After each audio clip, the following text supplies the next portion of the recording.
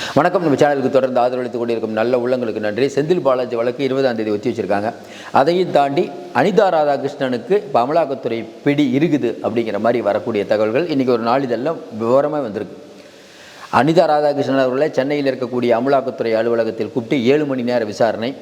7 மணி நேர விசாரணையில் எனக்கு தெரியாது, ஆடிட்டரை கேட்டு சொல்கிறேன்னு சொல்லும்போது அதெல்லாம் எல்லா ஆதாரமும் எங்ககிட்ட இருக்குன்னு ஆதாரத்தை எடுத்தே போட்டாங்களாம்.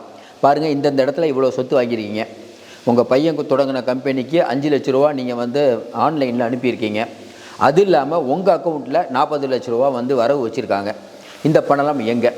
அதையும் தாண்டி நீங்கள் ஏற்கனவே தேர்தல் பிரமாண பத்திரம் தாக்கல் பண்ணியிருக்கீங்க, அந்த தேர்தல் பிரமாண பத்திரத்தில் இந்த விவரங்கள் குறிப்பிடப்படவில்லை. தொடர்ந்து இன்றைக்கி அமலாக்கத்துறை அடிக்கிற அடியில் ஆடி போயிருக்கிறார் அனிதா ராதாகிருஷ்ணனே சொல்கிறாங்க. ஏன்னா அந்த வழக்கோட தன்மையை பார்த்தீங்கன்னா செந்தில் பாலாஜி வழக்கை விட இது ரொம்ப பிரச்சனையான வழக்கு மாதிரி தெரியுது. ஏன்னா அப்பட்டமாக தெரியுது விதிமீறல்கள் நடந்திருக்குது அப்படின்னு தான் அமலாக்கத்துறை நினைக்குது. தொடர்ந்து நம்ம அமலாக்கத்துறை மேலே நிறைய குறை சொல்லிகிட்டு இருக்கோம். அமலாக்கத்துறை தப்பானவங்க மேலெலாம் கைது பண்ணுது, எதிர்கட்சிகள் மேலே கைது பண்ணுதுன்னு. ஆனாலும் இந்த வழக்கை பொறுத்த வரைக்கும் நீங்கள் படித்து பார்த்தீங்கன்னா ரொம்ப தெளிவாக தெரியுது, அனிதா ராதாகிருஷ்ணனை மாட்டுவதற்கான எல்லா வேலையும் ஈடி நினைத்தால் முடியும். ஈடி அதற்கேற்ற வேலை வேகமாக நடந்துருச்சு. அதனுடைய விளைவு தான் அனிதா ராதாகிருஷ்ணன் சென்னைக்கு வரவழைக்கப்பட்டு 7 மணி நேர விசாரணை. என்ன நடந்தது அப்படிங்கிறத விரிவாக பார்ப்போம். ஏற்கனவே அனிதா ராதாகிருஷ்ணன் அவர்கள் அதிமுக ஆட்சியில் இருந்தபோது எல்லாருக்கும் தெரியும், மிகப்பெரிய அப்பயே செல்வாக்காக தான் இருந்தார். செல்வாக்காக இருந்துகிட்டு இருக்கும்போது வீட்டு வசதித்துறை அமைச்சராக இருக்கார். அப்போ திமுக தென் மாவட்டத்தில் நம்ம கொஞ்சம் கால் பதிக்கணும்னு நினைக்கும் போது இவர் கொஞ்சம் இடத்துல இருக்கார். ஏன்னா கொஞ்சம் செலவு நிறையா பண்ணுவார். அதிமுகவில் ஒரு வலுவான ஆளாக இருந்தார் ஜெயலலிதா பீரியடில். வீட்டு வசதித்துறை அமைச்சராக இருக்கும்போது நிறையா சம்பாதிச்சிட்டாரு அப்படின்னு ஒரு பிரச்சனை அடுத்து திமுக ஆட்சி கலைஞர் அவர்கள் வரும்போது அவர் மேலே கேஸ் போடுறாங்க. கேஸ் போடும்போது என்ன பண்ணுறாரு, பெரிய பிரச்சனை, திமுக பயங்கரமாக குடைச்சல் கொடுக்குது. என்ன பண்ணுறதுன்னு தெரியாமல் இருக்கும்போது அப்போ எலெக்ஷன் வருது. அதில் சிந்தியா பாண்டியன், பிஹெச் பாண்டியன் அவங்க, அப்போ சிந்தியா பாண்டியன் நிற்கும் போது அவங்க தோக்குறாங்க. அதற்கு காரணம் அனிதா ராதாகிருஷ்ணன் தான். அவர் சரியாக வேலை செய்யலை, அமைதியாயிட்டார். திமுக இல்லைனா வேகம் எடுக்கும் வழக்குன்னு சொன்ன உடனே அமைதியாயிட்டார் அப்படிங்கிற ஒரு நிலைமை வந்தவுடனே ஜெயலலிதா மாட்டிருந்து நேராக போய் திமுகவில் சேர்றார். திமுகவில் சேர்ந்தோன்னா வழக்கு அப்படியே நிற்கிது, ஒன்றும் பெரிய மூமெண்ட் இல்லை. அடுத்து அதிமுக ஆட்சி வருது. அதிமுக ஆட்சிலையும் மூமெண்ட் இல்லை. இப்படி நல்லா போயிட்டு இருக்கும்போது 2020 இந்த கேஸில் என்ன பண்ணுறாங்கன்னா அமலாக்கத்துறை உள்ளே வருது. நாங்களும் இந்த இந்த அதிகமாக போச்சு, நாங்களும் எங்களை வழக்கு பதிய அனுமதி கொடுங்கன்னு. ஆனால் ஏன்னா இதுக்கு இவர் எதிர்ப்பு தெரிவிக்கிறார். யார்? அமலாக்கத்துறை உள்ளே வரக்கூடாது அப்படின்ட்டு நம்ம அனிதா ராதாகிருஷ்ணன் எதிர்ப்பு தெரிவிக்கிறார். இப்படியே போயிட்டு இருந்த வழக்கு பார்த்தீங்கன்னா 2022 உள்ள நுழையலான்ட்டாங்க அமலாக்கத்துறையை கோர்ட்டு. சரியான ஸ்பீடு அமலாக்கத்துறை ஸ்பீடில் என்ன பண்ணிட்டாங்க, அங்கே அப்போ டிஎஸ்பியாக இருந்த இவர் வழக்கை விசாரித்த ஓய்வு பெற்ற டிஎஸ்பி பெருமாள் சாமி அவரை கூப்பிட்டு விசாரிக்கிறாங்க. யார்? அனிதா ராதாகிருஷ்ணன் தரப்பு குறுக்கு விசாரணை பண்ணுது. இதற்கு நடுவில் பார்த்தீங்கன்னா அனிதா ராதாகிருஷ்ணன் உடம்பு சரியில்லை, அவங்க மனைவிக்கு உடம்பு சரியில்லைன்னு நிறைய நாள் இழுத்தடிக்குது. இழுத்தடிச்சிட்டு இருக்கும்போது அவங்க பசங்க மட்டும்தான் ஆஜராகிட்டு இருக்காங்க. அதுவும் நிறையா மாற்றம் நிறைய இழுக்குது. இப்போ கோர்ட் என்ன சொல்லிடுச்சு, அமலாக்கத்துறை வேகம் எடுத்து சீக்கிரம் முடிங்கன்றுச்சு. அதுவும் குறிப்பாக பார்த்தீங்கன்னா உச்சநீதிமன்றம் சமீபத்தில் எந்தெந்த வழக்குகள் பெண்டிங்கில் இருக்குது, எவ்வளோ வழக்குகள் நீங்கள் பதிகிறீங்க அப்படின்னு கேட்டாங்க. அப்போ இடி எல்லாத்தையும் கொடுத்துட்டாங்க. செந்தில் பாலாஜி வழக்கு உட்பட நாங்கள் என்னென்ன வழக்கில் மூவ் பண்ணிகிட்ருக்கோன்னு கொடுத்துட்டாங்க. இந்த வழக்கெல்லாம் சீக்கிரம் முடிங்கன்னு உச்சநீதிமன்றம் சொல்லிடுச்சு. ஏன்னா நிரபராதிகள் பாதிக்கப்படக்கூடாதுன்னு. இப்போ என்ன சிக்கலாச்சுன்னா இடிக்கு ஒரு செக்கு உச்சநீதிமன்றம் வச்சிருச்சு. இனிமேல் யாரையும் கைது பண்ணக்கூடாது, கைது பண்ணால் முறையாக பண்ணணும், சீக்கிரம் முடிக்கணும்ன்ட்டு. அதுவே இப்போ அனிதா ராதாகிருஷ்ணனுக்கு பிரச்சனை. என்ன பிரச்சனை? அனிதா ராதாகிருஷ்ணன் அவர்கள் ஏற்கனவே அவருடைய சொத்து ஒரு 160 ஏக்கர், அதுவும் இல்லாமல் 2-3 விஷயம் முடங்கிட்டாங்க, ஏற்கனவே முடக்கிட்டாங்க. அது மட்டும் இல்லாமல் இவர் ஏகப்பட்ட சொத்துக்கள் வாங்கி அதை முடக்கிறதுக்கான வேலையை இப்போ வேகமாக பண்ணிகிட்ருக்காங்க.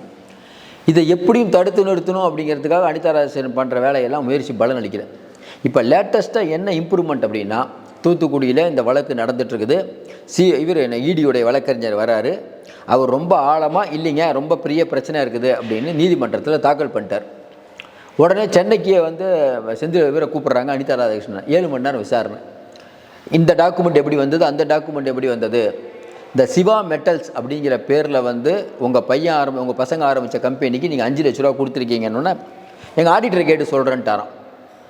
அடுத்த கேள்வி பாருங்கள், இந்த 3 இடத்துல நீங்கள் இடம் வாங்கியிருக்கீங்க, இதை என்ன இல்லைங்க எங்கள் ஆடிட்டரை கேட்டு சொல்கிறோம். ரைட்டுங்க, ஆடிட்டர் கேட்டு சொல்லுங்கள். 2 வருஷமாக இத்தனை டாக்குமெண்ட்டை கேட்டுட்ருக்கோம், ஏன் நீங்கள் 2 வருஷமாக தரல? எனக்கு அது தெரியாது, மறந்துருச்சு. நான் வந்து எங்கள் ஆடிட்டரை கேட்டு எல்லா டீட்டெயிலும் உங்களுக்கு அனுப்புகிறேன்னு இருக்கார். உடனே இடி ஆஃபீஸர் அதெல்லாம் ஒன்றும் பிரச்சனை இல்லை.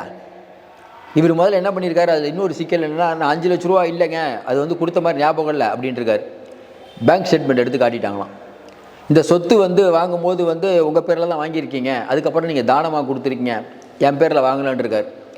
எல்லாத்தையுமே நாங்கள் வந்து சார் பதிவாளர் அலுவலகத்தை ஏற்கனவே வாங்கிட்டோம், பாருங்கள் இந்த டாக்குமெண்ட் நீங்கள் கொடுக்கவே வேணாம், எல்லா டாக்குமெண்ட் எங்ககிட்ட இருக்குது, பதில் சொல்லுங்கள் அப்படின்ட்டு இருக்காங்க. இப்போ அனிதா ராதாகிருஷ்ணன் பதில் சொல்லலை. என்ன சொல்லுவீங்க, போயிட்டு எல்லாம் தான் டாக்குமெண்ட் எடுத்து போட்டுட்டாங்களே. இப்போ கடும் சிக்கலில் மாட்டி இருக்கிறார்.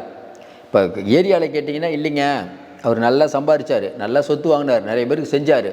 ஆனால் என்ன இப்போ சிக்கல் வருதுன்னா, அவருக்கு பிறகு அவங்க குடும்பத்தில் யாரும் அரசியலுக்கு வரல, பசங்க பிஸ்னஸ் பண்ணுறாங்க. இப்போ என்னென்னா, பொன்முடி வழக்கு, ஏற்கனவே செந்தில் பாலாஜி வழக்கு அப்படிங்கும்போது இடி ஏதாவது பண்ணி பசங்க மனைவி ஏதாவது பிரச்சனை வந்துடுமோ அப்படின்னு பயப்படுறாரு. தன்னுடைய எதிர்கால அரசியல் வாழ்க்கையை கேள்விக்குறியாகிறது கூட பிரச்சனை இல்லை, முதல்ல உள்ள தூக்கி போட்டால் என்ன பண்ணுவீங்க? ஏன்னா இப்போ இனிமேல் நீங்கள் அரசியலே பண்ண முடியாத இந்த அளவுக்கு நெருக்கடி இருக்கும்போது வரக்கூடிய தேர்தலில் திமுக அவருக்கு சீட்டு கொடுக்குமா? சீட்டு கொடுத்தா ஜெயிக்கலாம், பட் ஜெயிச்சதுக்கப்புறம் ஏதாவது ஈடிக்கு உடைச்சல் கொடுத்தா என்ன பண்ணுவீங்க? அதனால் நீங்கள் செந்தில் பாலாஜி கதை வேறங்க, இது வேறு. அதனால் செந்தில் பாலாஜி உள்ளே போயிட்டார், 1.5 வருஷம் இருந்துட்டார், அது வேலை மாதிரி போயிட்டு இருக்குது நிலவரம். இந்த வழக்கு அப்படி இல்லை, பட்டவர்த்தனமாக தெரியுது விதிமீறல் நடந்திருக்குது. அதுவும் இல்லாமல் இவர் பிரமாண பத்திரம் கொடுத்ததில் நிறைய பிரச்சனை இருக்குது, ஏகப்பட்ட இடத்துல இடம் வாங்கியிருக்காரு. இந்த விவரங்கள் இன்றைக்கி அமலாக்கத்துறையிட்ட வந்துருச்சு. அதனால் அனிதா ராதாகிருஷ்ணனை 7 மணி நேரம் கூப்பிட்டு விசாரித்து, இது மட்டும் இல்லாமல் அடுத்து அவர்களுடைய நிறைய பேர் விசாரிக்கக்கூடும். அதில் திமுக வட்டாரத்தை தாண்டி இப்போ வந்து இடி வந்து அடுத்த குறி வந்து அனிதா ராதாகிருஷ்ணன். அதனால் அனிதா ராதாகிருஷ்ணனுக்கு விரைவில் பிரச்சனை வரும் அப்படிங்கிற மாதிரி சொல்லப்படுது. ஏன்னா நாடாளுமன்ற சட்டமன்ற தேர்தல் வரும்போது திமுக இடியை வைத்து ஒரு ஆளை தூக்குச்சுன்னா ஒரு அனுதாபம் வருமானு கேட்டிங்கன்னா, பிஜேபி இடி வச்சு தூக்குனா கண்டிப்பாக ஒரு அனுதாபம் லைட்டாக வரும். ஆனால் என்ன சிக்கல்னா, அனிதா ராதாகிருஷ்ணனை தூக்குறதுனால திமுக அனுதாபப்பட்டு மக்கள் ஓட்டு போடுவாங்க நம்ம நினைக்கல. ஏன்னா பிஜேபி தான் பண்ணுன்னு தான் எல்லாத்துக்கும் தெரியுமே, அதனால் அது வந்து எடுபடும் நமக்கு தெரியல. ஆனாலும் இன்றைக்கி இருக்கக்கூடிய சூழ்நிலையில் ஒரு செலவு பண்ணக்கூடியவர், திமுகவில் செலவு பண்ணக்கூடியவருக்கு ஒரு குடைச்சல் வரும்போது அவர் செலவு பண்ணதை கம்மி பண்ணுவார், இல்லைன்னா அமைதியாகிடுவார். இது திமுகவுக்கு நல்லதில்லை. ஏன்னா தென் மாவட்டத்தில் கொஞ்சம் வலுவாக தான் இருக்கார். அப்படிப்பட்ட சூழ்நிலையில் இன்றைக்கி அமலாக்கத்துறையினுடைய குறி அனிதா ராதாகிருஷ்ணனில் பதிந்து விட்டது. அவர் மட்டும் இல்லாமல் அவங்க பசங்க பேரில், சொந்தக்காரங்க பேரில், எல்லா பேர்லையும் கண் வைத்து விட்டது. இதில் கூடுதல் அம்சமாக இவங்க பெருமாள் சாமி டிஎஸ்பிகிட்ட விசாரணை பண்ணாங்கல்ல, அதிலும் பெருசாக முன்னேற்றம் இல்லை. ஏன்னா அவர் ரொம்ப தெளிவாக சொல்லிட்டாங்க, ஆமாம்மா இந்தந்த வழக்கு இந்தந்த மாதிரி ஏமாற்றிருக்காங்க. வீட்டுத்துறை அமைச்சராக இருந்தபோது 6.50 கோடி ரூபா சொத்து வந்து எக்ஸ்ட்ரா சம்பாதிச்சிருக்காரு, அதற்கு இந்த மாதிரி நிலம் இடம்லாம் வாங்கியிருக்காரு.